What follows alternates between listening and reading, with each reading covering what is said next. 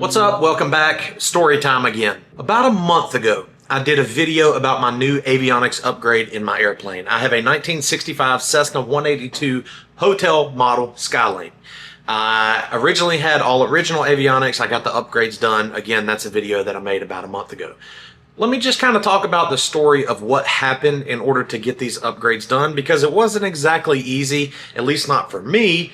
It may be easy for you if you've been through this before, and you may think I'm just weak, being dramatic for no reason, and that's fine. I don't feel like I am, because for me, being the first time doing this, it was quite stressful. Okay, so I had gotten several quotes to do the avionics, I think 6 or 7, and the one that I decided to go with was an avionics shop that was located in Bay St. Louis, Mississippi, at Stennis International Airport. Is KHSA, Hotel Sierra Alpha. So I had put a down payment deposit to go ahead and secure the materials, the equipment from Garmin and from Dynon, and then a down payment to the avionics shop for a portion of the labor. So I had done a wire transfer back in December to pay for a portion of that. And then the avionics shop was going to get me, they were going to keep me updated on their schedule of when the plane would be ready to go down to actually start the install. So about middle of January, the avionics shop said, hey, we're going to be ready for you about the 1st of February.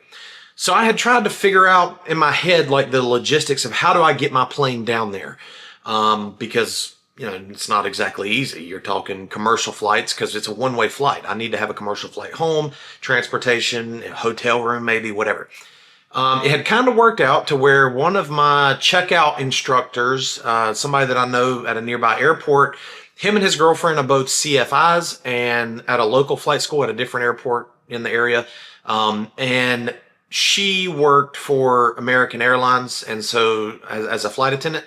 And so she had free travel benefits, and the instructor that I know, his mother, I think, maybe was a flight attendant, so he had free travel benefits. They could fly for free commercially on American Airlines. The reason that's important is they said, hey, we're trying to gain hours. We are willing to take your plane down there, drop it off for free. We won't charge you anything. You just put fuel in it. We'll take it down there and we will fly back. You don't even have to pay for our flights home. So naturally, I jumped on that opportunity. Then I don't have to take it down there. I don't have to pay for my flight home, any of that good stuff. So it went down on February the 3rd, 2025.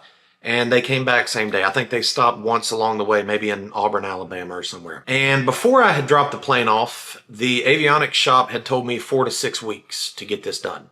I was skeptical of that, so I asked again, and again they told me 4 to 6 weeks, and they told me a third time 4 to 6 weeks. It took 15 weeks. Let me just go ahead and put that out there. There were some issues. I think they were not familiar with that model of plane. They were familiar with the 182, but the hotel model specifically, I think, was a little different in the panel and the layout. So it took a little longer. And then, of course, just generic issues that come along the way. So finally, I get the thumbs up. Hey, you're ready to come get your plane. Here is where I began to get a little stressed out. And again, because it's just a lot of moving parts and logistical pieces that I have to put together, and timelines, and making sure that I'm not stranded somewhere and all that good stuff. So they notified me that the plane would be ready on a Friday afternoon. So my plan was I will go down the following Monday.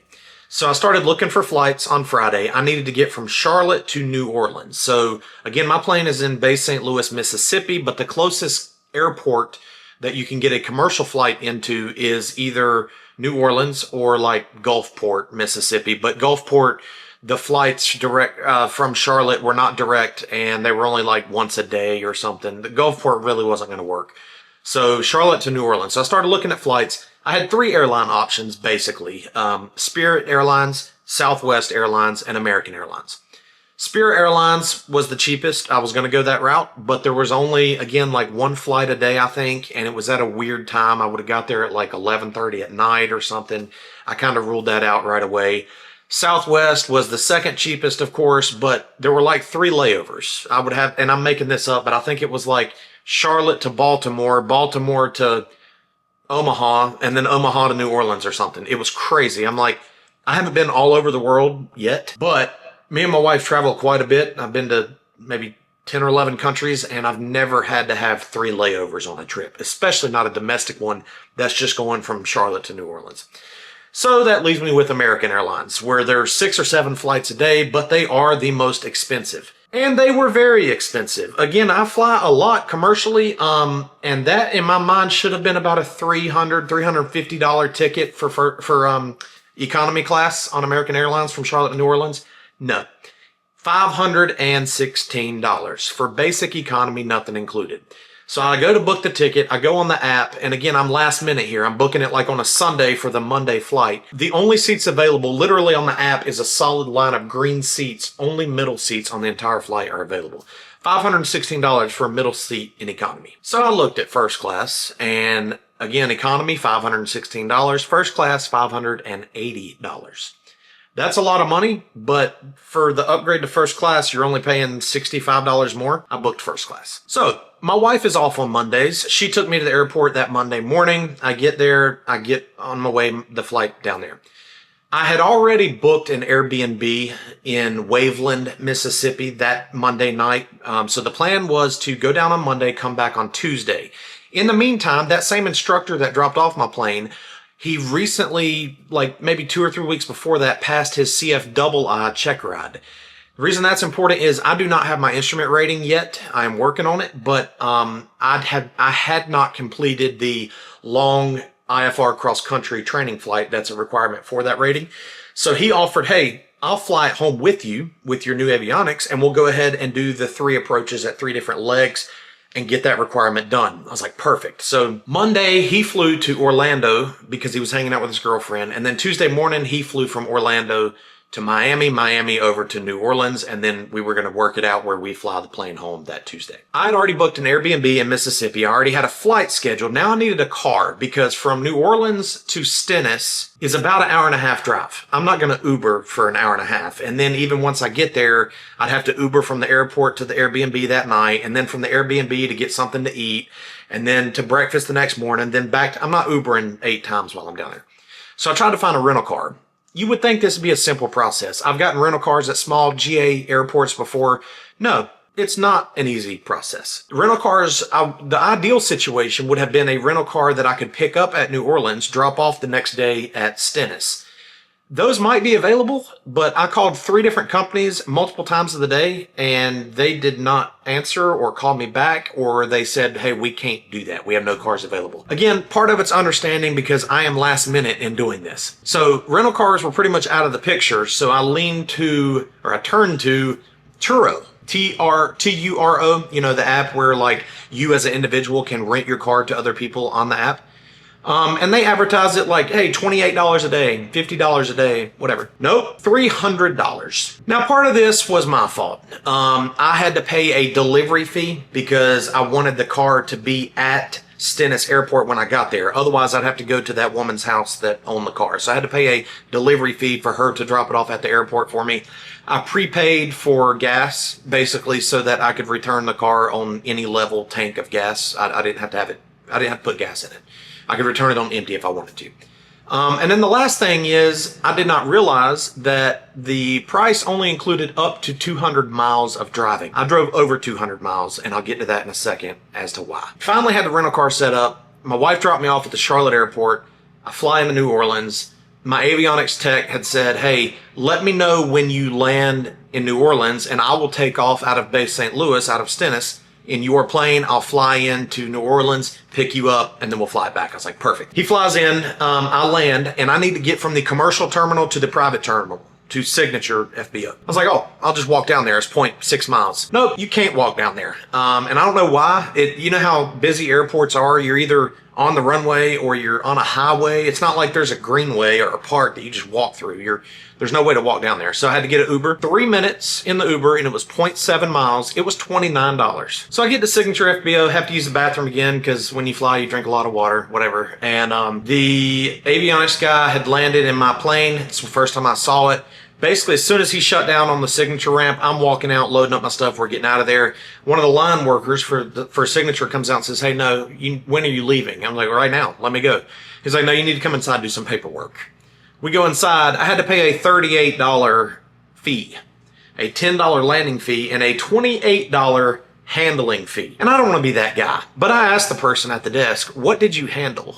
I didn't require any services nothing. But I guess Class Bravo airports, that's just what they do, charge you money because they can. So anyways, we take off. We go back to Stennis. It was like 4 o'clock in the afternoon at this point, and we had already made a plan to where, hey, I'm going to go pick up my instructor in the morning from New Orleans, and then I will be back and meet the avionics guy back at my plane at Stennis at like 10:30, 11 o'clock. He's like, yep, sounds good. And there were a few things he had to button up, and he said it shouldn't take him no more than about an hour, hour and a half. That's going to work out great. So I get the Stennis. We land at Stennis. I get the rental car. I head to my Airbnb. I check into the Airbnb. I'm starving because I haven't eaten all day, and it's like by then maybe 5 o'clock in the afternoon. So I ordered pizza. While it was getting delivered, I'm walking distance from the beach, from the Gulf of America, Gulf of Mexico. So I'm walk down there, walk back, I ate some pizza. Well, by then it's like maybe 6:15, and I'm like, hey, I'm in a place I've never been before. I have a car. I'm not just going to sit here all night. Let me go for a road trip. So I took the car. I drove into Gulfport, Mississippi, Biloxi, Mississippi, maybe went to like 3 or 4 different lighthouses, a couple casinos, just kind of hung out basically. Got back, went to bed, woke up the next morning super early because the time changed. It's only 1 hour, but I get up at 4:30 in the morning, my time, so 3:30 there. I was up early, got breakfast. My instructor's flight was supposed to land in New Orleans at 9:30 a.m. So it was about an hour and a half drive. Well, I'm not going to leave at 5 a.m. to be there at 6 just to sit there till 9:30, right? So kind of hung out. Checked out of the Airbnb probably 7:45, took off around 8, got there around 9:30, picked my instructor up, drove an hour and a half back to Stennis, to Bay St. Louis, and that's where between the night before, the drive to New Orleans, the drive back from New Orleans, I went over 200 miles on the rental car, and they charge you 33 cents per mile that you go over 200 miles. So that added up to, like I said, $300 something for the rental car, a couple $100 for the Airbnb. This is starting to add up, right? And expensive trip. But finally get back to Stennis. It's probably 10:30 in the morning that Tuesday, and we're like, hey, we're ready to go. He's not done with my plane yet, and I'm kind of like, hurry up, you know, what's going on?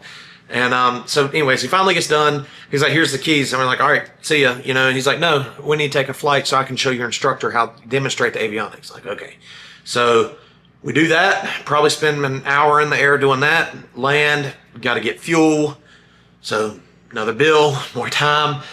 We finally take off, and we were doing the 3 legs, right? Because you have to do, in order to meet the cross-country requirement, it has to be 250 nautical miles or more with 3 different instrument approaches of 3 different types at 3 different airports, 3 legs, right? So our first stop was Auburn, Alabama. Auburn, we did the RNAV, came in, no big deal, got something to eat, went to go take off, the carb heat wouldn't shut off, so we had to fix that, finally got that fixed. Second one was Daniel Field, just north of Augusta. We did the VOR approach into there. Next one was the ILS back into Stanley, my home airport. Anyways, that was probably 11 o'clock at night. I had to give my instructor a ride home, which was an hour and a half away from Stanley. I finally went to sleep at like 3:30 in the morning. It all worked out in the long run. There's been a few other issues with my plane that I'll talk about in a separate video. For now, I'm going to wrap this video up. I don't want it to sound like I'm complaining. It is 100% worth it, and I'm very fortunate to have a plane. But these are just things that kind of bothered me, and I figured I would talk about it or vent on this video. Thanks for watching. If you've made it this far, hit the like button and subscribe down below. Take care.